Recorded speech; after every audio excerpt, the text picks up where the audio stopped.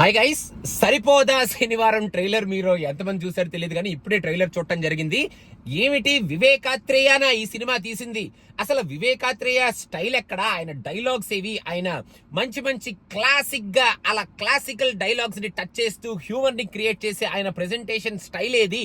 అసలు ఏమిట్రా బాబు కంప్లీట్ గా స్టైల్ మార్చేసుకున్నాడు అనేటట్టు ఫస్ట్ ఫ్రేమ్ నుంచి లాస్ట్ ఫ్రేమ్ వరకు వివేకాత్రేయ ఒక డిఫరెంట్ యాంగిల్లో తనని తాను తన స్టైల్ ని ప్రెజెంట్ చేస్తూ మళ్ళీ ఆ మార్క్ ని ఎక్కడా మిస్ అవ్వకుండా అక్కడక్కడ కొన్ని డైలాగ్స్ లో ఆ మార్క్ ని మనకి చూపిస్తూ మెయిన్ గా చిత్రగుప్తుడు యముడు స్ప్లిట్ పర్సనాలిటీ ఈజ్ నాని అనే డైలాగ్ లో చాలా క్రిస్టల్ క్లియర్ గా ఏమి ఎక్స్పెక్ట్ చేయొచ్చు మనం నాని నుంచి, ఆ బుక్ నుంచి, ఆ బుక్ లో రౌండ్ చేసే ఆ ఫిలాసఫీ నుంచి, అండ్ శనివారమే కొట్టాలి అన్న ఐడియా నుంచి, అండ్ ఆల్సో కోపాన్ని బట్టి మనుషుల్ని ఓన్ చేసుకొని సమస్యల్ని ఓన్ చేసుకునే నాని క్యారెక్టరైజేషన్ గురించి ఇదంతా చాలా క్లియర్ గా వివేకాత్రేయ డిఫరెంట్ స్టైల్లో ఈ సినిమాని ప్రెజెంట్ చేస్తూ ఈ కాన్సెప్ట్ ని మన ముందుకి చాలా క్లియర్ గా ఎస్టాబ్లిష్ చేసేసాడు.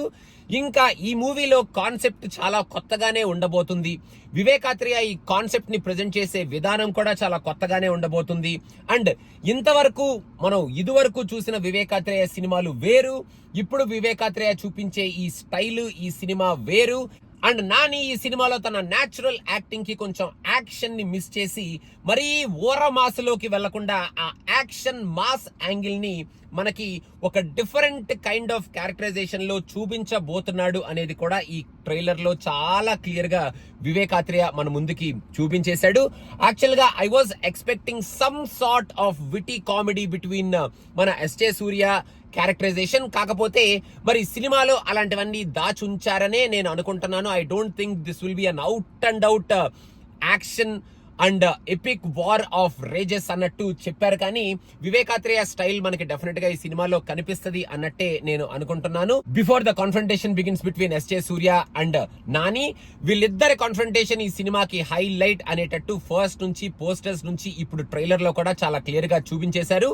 ఎస్జే సూర్యకి మళ్ళీ మన అందరినీ ఇంప్రెస్ చేసి మనందరి చేత క్లాప్స్ కొట్టించి అరే S J Surya what a performer you are man అనుకునే కైండ్ ఆఫ్ క్యారెక్టర్ ఇంకోటి పడింది. ఆయన కుమ్మేయబోతున్నారు అండ్ నానికి చాలా ధీటుగా నించోబోతున్నారు ఆ క్యారెక్టరైజేషన్ లో. అండ్ వీళ్ళిద్దరి మధ్యలో ఈ గేమ్ ఏమిటి, అసలు ఏమిటి, వీళ్ళిద్దరూ మరీ దారుణంగా కొట్టేసుకుంటారా లేకపోతే ఏమైనా అటు ఇటు ఐడియాస్ మీద మైండ్ గేమ్ లాంటిది ఏమైనా ఆడతారా, లేకపోతే స్ట్రైట్ ఫార్వర్డ్ గా వాడొచ్చి వీడిని గిల్లితే వీడెళ్ళి వాడిని గిల్లాడు, వాడొచ్చి వీడిని కొడితే వీడెళ్ళి వాడిని కొట్టాడు, చివరికి మొత్తానికి ఆ పాలెంలో ఎవరైతే జనాలు ఉన్నారో వాళ్ళందరినీ సేవ్ చేయడానికి మనవాడు సమస్యని ఓన్ చేసుకొని వెళ్ళి మన ఎస్జే సూర్యతో జస్ట్ స్ట్రైట్ ఫార్వర్డ్ గా పోరాడాడు అనేటట్టు ఈ సినిమాను చూపిస్తాడా? ఎందుకంటే ఏ యాంగిల్లో ఆ ఎపిసోడ్ కానీ ఆ సీక్వెన్స్ కానీ వెళ్తుందో that is the crux of this movie. కాబట్టి వివేకాత్రేయ ఆ క్రక్స్ ని చాలా డిఫరెంట్ గానే ఆయన స్టైల్లో హ్యాండిల్ చేసే ఉండుంటాడు అని నేను భావిస్తున్నాను. అండ్ ఇప్పటికైతే నాని క్యారెక్టరైజేషన్ కానీ ఎస్జే సూర్య క్యారెక్టరైజేషన్ కానీ వీళ్ళిద్దరి మధ్యలో ఉన్న కాన్ఫ్రంటేషన్ కానీ మెయిన్ గా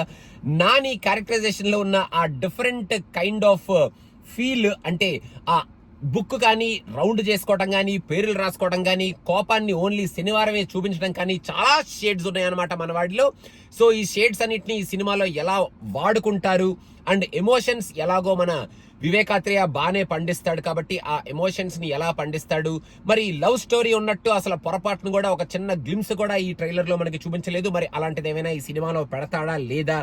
అండ్ మిగతాది మన మురళీ శర్మ గారు కూడా ఒక మంచి వైబ్రెంట్ క్యారెక్టరైజేషన్ ప్లే చేయబోతున్నారు. సో ఆయన క్యారెక్టరైజేషన్ ని ఎంతవరకు వాడుకుంటారు అండ్ ఓవరాల్ గా ఈ ప్యాకేజ్ మొత్తాన్ని వివేకాత్రేయ తన స్టైల్ మారుస్తూ ప్రెజెంట్ చేసే ఈ ప్యాకేజ్ ని ఎలా చూపించబోతున్నారు అన్న ఇంట్రెస్ట్ అయితే ఈ ట్రైలర్ డెఫినెట్ గా జనరేట్ చేసింది అనే చెప్పాలి. సరిపోదా శనివారం అన్న కాన్సెప్టే చాలా ఇంట్రెస్టింగ్ కాన్సెప్ట్ కాబట్టి ఇప్పుడు ఆ కాన్సెప్ట్ కి కావాల్సిన ఇంగ్రీడియంట్స్ అన్నింటినీ బాగానే యాడ్ చేశారు. కాబట్టి నేను ఇందాక చెప్పినట్టు ఒక స్ట్రైట్ ఫార్వర్డ్ మనకి సినిమా ఏమిటో అర్థమైపోయే ఫార్మాట్ లో ఇంటర్వెల్ నుంచే ఈ సినిమాని తీసుకెళ్లకుండా కొంచెం వివేకాత్రేయ స్క్రీన్ ప్లే అండ్ ఆయన స్టైల్ ఆఫ్ ప్రెజెంటేషన్ డిఫరెంట్ గా ఉంటది. కాబట్టి ఆ డిఫరెంట్ ప్రెజెంటేషన్ లోనే ఈ యాక్షన్ ఓరియంటేషన్ ని, నాని క్యారెక్టరైజేషన్ ని, ఈ కాన్ఫ్రంటేషన్ బిట్వీన్ నాని అండ్ సూర్యాని కనుక మనకి చూపిస్తే we will be definitely going for a ride and పోతారు అందరూ పోతారు, థియేటర్కి పోతారు. థియేటర్కి వెళ్ళిన తర్వాత సినిమాని బాగా ఎంజాయ్ చేసి పోతారు. అందరూ పోతారు, ఇంటికి పోతారు అని హ్యాపీగా మనం ఈ సినిమాని చూసి ఎంజాయ్ చేసి అలా థియేటర్కి అలా ఇంటికి పోవచ్చు అనేది నా ఉద్దేశం అనమాట. మీకెలా అనిపించింది అనేది కింద కామెంట్స్ లో మెన్షన్ చేయండి. సరిపోదా సినిమాలో సాయి కుమార్ గారిని ఒక మంచి క్యారెక్టర్ లో కొంచెం ఆయన్ని అలా కొన్ని ఫ్రేమ్స్ ఎక్కువ ఫ్రేమ్స్ లో చూడటం చాలా హ్యాపీగా ఉంది. చాలా స్టార్ స్టడెడ్ కాస్టింగ్ ఉంది. సో వీళ్ళందరినీ బాగా వాడుకుంటాడు. మెయిన్ గా నానిని ఒక డిఫరెంట్ యాంగిల్లో ఒక డిఫరెంట్ మాస్ కమర్షియల్ రోల్లో మనవాడు బాగా చూపించాలి, వివేకాత్రేయ చూపించే ఉంటాడు అని భావిస్తూ I will end my video here అన్నమాట.